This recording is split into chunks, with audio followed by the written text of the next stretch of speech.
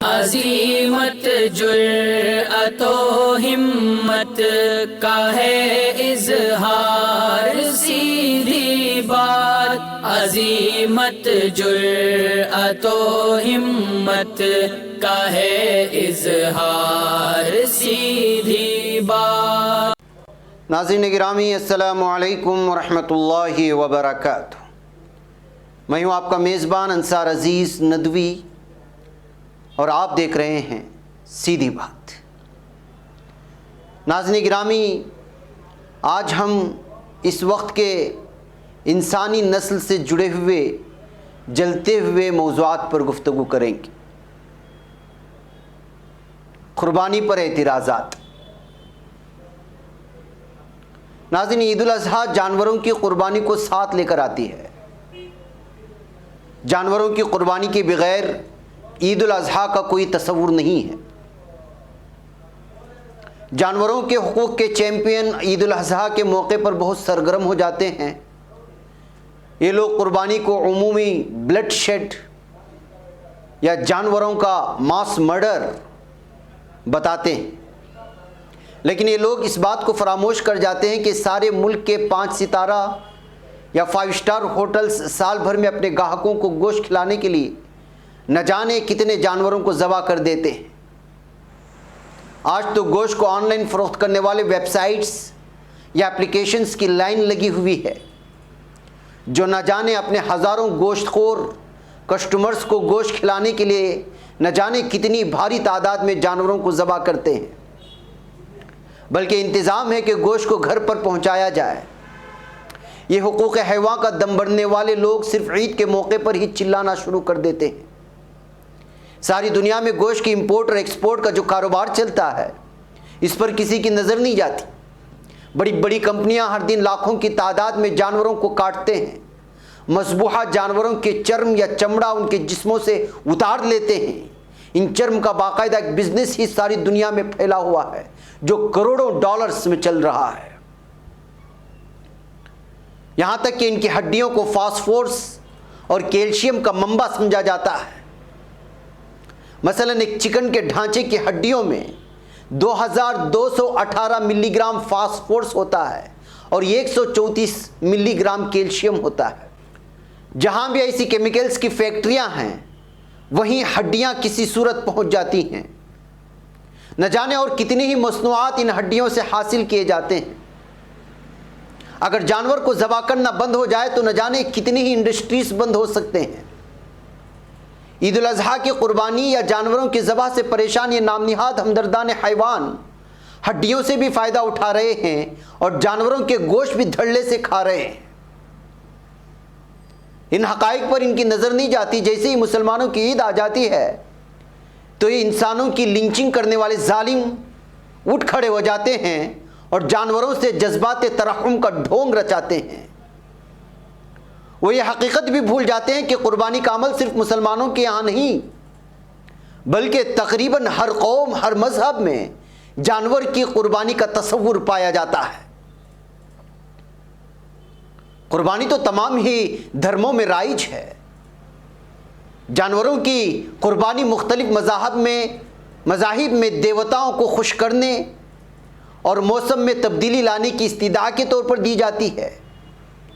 عبرانیوں، یونانیوں، رومیوں، قدیم مصریوں کے ہاں قربانی دی جاتی رہی ہے۔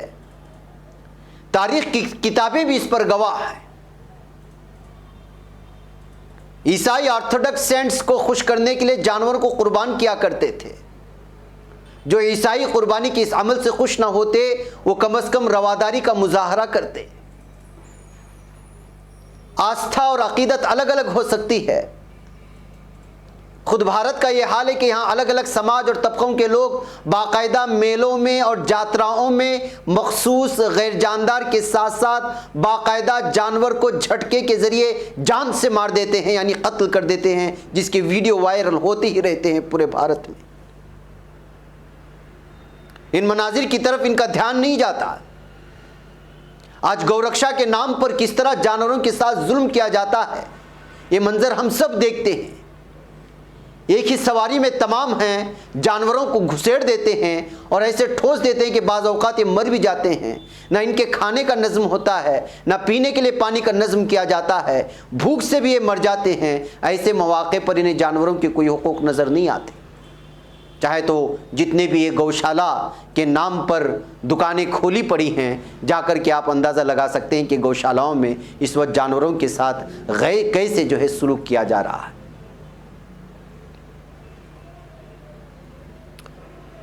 جب مسلمانوں کی قربانی کی عید آتی ہے تو ان کے پیٹ میں آگ سلگ اٹھتی ہے، ان کو جانوروں کے حقوق یاد آنے لگتے ہیں۔ تنقید کرنے والوں میں وہ لوگ بھی شامل ہو جاتے ہیں جو خود کو سیکولر کہتے ہیں۔ لطیفہ یہ ہے کہ وہ بھی شامل ہو جاتے ہیں کسی معبود پر یقین نہیں رکھتے یا جنہیں کمیونسٹ مائنڈڈ کہا جاتا ہے۔ یہ بھی فرقہ پرستوں کے سر میں سر ملا کر بولنا شروع کر دیتے ہیں۔ کاش یہ لوگ قربانی کی تاریخ کا مطالعہ کرتے، اس کے پس منظر سے واقف ہونے کی کوشش کرتے۔ انہیں پتہ ہی نہیں کہ عید قرباں کیا ہے، ابراہیم علیہ السلام کون تھے، انہیں کس طرح اللہ کا حکم ملا تھا کہ اپنے بیٹے اسماعیل علیہ السلام کو اللہ کی راہ میں قربان کر دو۔ دلچسپ بات یہ ہے کہ جانوروں کے حقوق کی آوازیں ایسے ماحول میں بلند ہوتی ہیں جب ہر جانب اس کا دھندا چل رہا ہوتا ہے۔ یورپی ممالک میں بلکہ عالمی سطح پر کروڑوں کے کروڑ جانور کٹ جاتے ہیں، چاہے دمبوں کی شکل میں ہو یا بیلوں کی شکل میں ہو یا گایوں کی شکل میں ہو۔ دوسرا یہ کہ ایسے پرندے جن کو کھایا جاتا ہے جیسے مرغیاں وغیرہ، پوری دنیا کا اگر حساب لگایا جائے تو ان کی تعداد تو کھربوں تک جا پہنچتی ہے جو ہر روز کاٹی جاتی ہیں۔ جانور تو وہ بھی ہیں جنہیں مچھلیاں نگل جاتی ہیں، کیا ان میں جان نہیں ہوتی؟ یہاں پر کسی کے آنسو کیوں نہیں نکلتے؟ آنسو نکل آتے ہیں تو صرف مسلمانوں کی عید کے موقع پر ہی۔ یہ طرز عمل دوغلی ذہنیت کا غماز ہے۔ حقیقت یہ ہے کہ یہ سب اسلام دشمنی کا نتیجہ ہے۔ عید الاضحیٰ کے موقع پر مسلمان بحکم الہی جانور کی قربانیاں کرتے ہیں، جس پر ایک کج فہم یا کم فہم لوگ جو اعتراضات اٹھاتے ہیں، اس کی بنیاد یہ ہے کہ جانوروں کو ذبح کرنا خلاف رحم ہے۔ یہ پروپیگنڈا عام ہے۔ بکرے کی تصویر کے ساتھ بعض مقامات پر یہ ہورڈنگ لگائی جاتی ہے کہ میں جیو ہوں مانوس نہیں۔ ایک سوچی سمجھی شرارت ہے۔ یہ لوگ دراصل وحی اور اس کی حقیقت سے واقف نہیں، اس لیے اپنے عقل کے گھوڑے دوڑاتے ہیں اور اسی لیے اس طرح کی بہکی باتیں کیا کرتے ہیں۔ ہر انسان کی عقل کا اپنا ایک دائرہ کار ہوتا ہے، کوئی انسان اپنے اس مخصوص دائرے سے عبور نہیں کر سکتا۔ جی ہاں ناظرین گرامی، مجھے یہاں پر ایک مختصر سے بریک کی اجازت ہے۔ بریک کے اس پار کچھ اور حقائق ہے قربانی کے اعتبار سے، عقلی دلائل بھی آپ کو دینا ہے۔ یہ ساری چیزیں رکھو سے ایک اجازت ہے، اس کے بعد انشاءاللہ۔ ناظرین گرامی، استقبال ہے سیدھی بات کی انوکھی محفل میں۔ ناظرین گرامی، بعض لوگ نفس ذبح یعنی خود ذبح ہی پر اعتراض کرنا شروع کر دیتے ہیں کہ یہ بے رحمی ہے، جانور کو تکلیف دینا ہے۔ ہم کہتے ہیں کہ ذبح میں ایسی تکلیف نہیں ہوتی جو موت طبعی میں ہوتی ہے۔ موت طبعی میں تو زیادہ تکلیف ہوتی ہے، اور اگر ہوتی بھی ہو تو جو محبوب حقیقی کے حکم سے ہو وہ سب محبوب ہے۔ چنانچہ جانور کے ذبح کو بے رحمی بتلانا سخت غلطی ہے۔ یہ ہم نہیں کہہ رہے ہیں، یہ تو نفسیاتی ماہرین کا ماننا ہے۔ اب خدا کا فضل دیکھیے کہ ہوا میں باز جیسے پرندے، گدھ جیسے پرندے، شکاری جانور موجود ہیں، اور وہ غریب پرندوں کا گوشت ہی کھاتے رہتے ہیں۔ آپ ان کے سامنے عمدہ گھاس، عمدہ میوے اور اس قسم کی کوئی بھی چیز ان کے سامنے رکھ دیں، وہ ایسی چیز نہیں کھاتے، ان کو گوشت ہی چاہیے۔ اور پھر دیکھیں کہ جب شمع جلتی ہے تو آگ کی لو سے ٹکرا کر پروانے کے ساتھ کیا سلوک ہوتا ہے۔ پھر پانی کی طرف خیال کریں کہ اس میں کس قدر خونخوار جانور موجود ہیں، جیسے گھڑیال اور بڑی بڑی مچھلیاں وغیرہ۔ یہ چھوٹے چھوٹے آبی جانوروں کو کھا جاتے ہیں، بلکہ بعض مچھلیاں قطب شمالی سے قطب جنوبی تک کا سفر صرف شکار کے لیے کرتے ہیں۔ پھر ایک اور قدرتی نظارہ سطح زمین پر دیکھنے کو ملتا ہے چیونٹی کھانے والا جانور زبان کو نکالے باہر پڑا رہتا ہے. جب بہت ساری چیونٹیاں اس کی زبان کی شیرینی کی وجہ سے اس کی زبان پر چڑھ جاتی ہیں تو جھٹ سے زبان کھینچ کر سب کو نگل جاتا ہے. پھر مکڑی مکھیوں کا شکار کرتی ہے. مکھیاں کھانے والا جانور اپنی غذا ان جانوروں کو ہی مار کر بہم پہنچاتے ہیں. بندروں کو چیتا مار کر کھاتا ہے. جنگل میں شیر، بھیڑیے، تیندوے کی ہر ایک غذا مقرر ہے.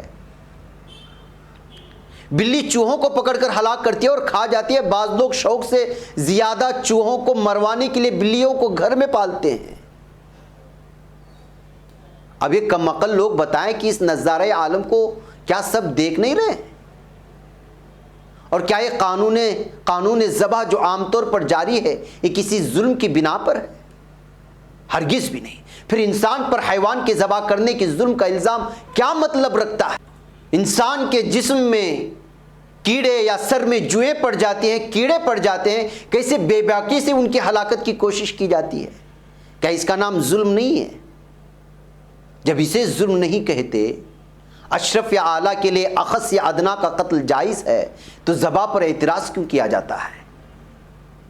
بلکہ یہ بات دلچسپی اور قابل غور بھی ہے کہ حضرت ملک الموت کیسے انبیاء و رسول، کیسے بادشاہ، کیسی شخصیات، چاہے بچے ہوں، چاہے غریب ہوں، چاہے امیر ہوں، چاہے سوداگر یا بزنس مین، سب کو مار کر ہلاک کر دیتے ہیں. وہی تو جان لیتے ہیں ملک الموت اور اس دنیا سے نکال دیتے ہیں. پھر غور فرمائیے کہ اگر ہم جانوروں کو عید الاضحیٰ پر اس لیے ذبح نہ کریں کہ ہمارا ذبح کرنا رحم کے خلاف ہے، تو کیا اللہ تعالیٰ ان کو ہمیشہ زندہ رکھے گا؟ جانوروں کو ذبح کرنا خلاف رحم ہوتا تو اللہ تعالیٰ شکاری اور گوشت خور جانوروں کو پیدا ہی نہ کرتا. اگر ان کو ذبح نہ کیا جائے تو خود بیمار ہو کر مر سکتے ہیں. بس غور کیجئے گا کہ ان کے ایسے مرنے میں کس قدر تکلیف لاحق ہوگی. قانون الہی میں ہم دیکھتے ہیں کہ ہر چیز بے حد بڑھنا چاہتی ہے. اگر ہر ایک برگد کے بیج حفاظت سے رکھے جائیں تو دنیا میں برگد ہی برگد نظر آئیں گے. اس سے پتہ چلتا ہے کہ اس بڑھنے کو روکنا مرضی الہی ہے. اسی طرح اگر سارے جانوروں کی پرورش کریں تو ایک وقت میں دنیا کی ساری زمین بھی ان کے چارے کے لیے کافی نہ ہوگی. آخر بھوک پیاس سے خود ان کو مرنا پڑے گا. جبکہ نظارے قدرت موجود ہے تو ذبح کرنا خلاف مرضی الہی کیوں ہے؟ اس مسئلے کو تو ان دنوں ہمارے ملک کے متعصب لوگوں نے بھی خود اپنے آنکھوں سے مشاہدہ کر لیا کہ ان جانوروں کے پالنے والے ان کی کفالت سے معذور ہو کر کس طرح انہیں چھوڑنے پر مجبور ہو گئے تھے، اور حکومت کی جانب سے ان کے ذبح پر پابندی لگانے سے کسانوں کا کیا رد عمل سامنے آیا. بعض قومیں ذبح حیوان پر اعتراض کرتی ہیں حالانکہ جانور سب برابر ہیں، اور بعض جانوروں کو وہ بھی مارتے ہیں. کوئی جو کو مارتا ہے، کوئی کھٹمل کو، کوئی چوہے کو، کوئی سانپ اور بچھو کو. کیوں صاحب، کیا یہ ہتیا نہیں ہے؟ بعض کمال کرتے ہیں کہ خود اپنے ہاتھ سے تو نہیں مارتے بلکہ ہمارے محلے میں چوہے چھوڑ جاتے ہیں تاکہ ہم مارتے ہیں. ناظرین گرامی، ذبح کرنے والوں کو بے رحم کہنا فلسفے کے قاعدے سے بھی بالکل غلط ہے. جو لوگ ذبح نہیں کرتے وہ زیادہ بے رحم ہوتے ہیں، کیونکہ اطباء و فلاسفی کا اس پر اتفاق ہے کہ جس قوت سے کام لیا جائے وہ رفتہ رفتہ زائل ہو جاتی ہے. جو لوگ ذبح نہیں کرتے ان کی صفت معطل رہتی ہے، اور مسلمانوں کی صفت ذبح کے وقت حرکت میں آ جاتی ہے تو یہ باقی رہتی ہے اور بڑھتی رہتی ہے. ہم پورے اعتماد کے ساتھ کہتے ہیں کہ ذبح کرنے والے سے زیادہ رحیم ذبح نہ کرنے والا کبھی نہیں ہو سکتا. اسی لیے اللہ تعالیٰ انسان پر مصائب نازل کرتا ہے تاکہ اس کو اہل مصیبت پر رحم و شفقت بڑھے، اور جس میں صفت نہ ہو تو اس میں پیدا ہو جائے، کیونکہ جس شخص پر نزول مصائب نہ ہو وہ سنگ دل ہو جاتا ہے.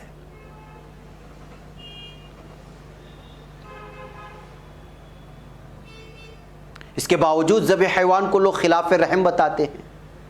ایسا خیال خود حقیقت کے خلاف اور باطل ہے. اور غور کیا جائے تو ذبح میں خاصیت ابقائے رحم کی ہے، کیونکہ ذبح کے وقت قوت رحم کی حرکت ہوتی ہے، اور بار بار حرکت ہونے سے وہ قوت محفوظ رہتی ہے. چنانچہ دلیل اس کی یہ ہے کہ گوشت کھانے والے اور ذبح کرنے والے لوگ بنسبت منکرین و تارکین ذبح کے رحم میں زیادہ ہوتے ہیں.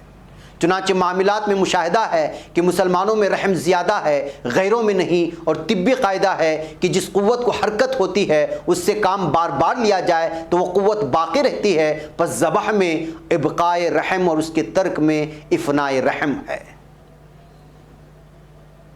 جی ہاں ناظرین گرامی، عقلی طور پر، فلسفی طور پر، میڈیکل کے طور پر، تمام چیزوں کے طور پر اگر دیکھا جائے تو ذبح جانور ایک وہ صفت ہے جس کی وجہ سے آپ کے اندر رحم پیدا ہوتا ہے۔ پوری دنیا میں ذبائحیں ہوتی ہیں، جانوروں کو جس انداز میں کاٹا جاتا ہے، 5 اسٹار ہوٹل میں یہ لوگ جو ذبح جانور عید کے موقع پر چلانا شروع کر دیتے ہیں، وہ جب بیٹھ کر کے کھا رہے ہوتے تو ان کو کبھی خیال نہیں آتا، میکڈونلڈس کا خیال نہیں آتا، TFC کا خیال نہیں آتا، 5 اسٹار اور 3 اسٹار ہوٹلز میں ان کو خیال نہیں آتا، جہاں پر ہر دن کئی جانور کاٹ کر کے جو ان کا گوشت پروس دیا جاتا ہے۔ ہاں جب قربانی کی عید آ جاتی ہے تو ان کے اندر جو ہے جانوروں کو لے کر کے ان کے حقوق کی بات سامنے آ جاتی ہے۔ یہ دوغلی پالیسی نہیں ہے، سوچئے اور مجھے اجازت دیجیے۔ السلام علیکم ورحمۃ اللہ وبرکاتہ۔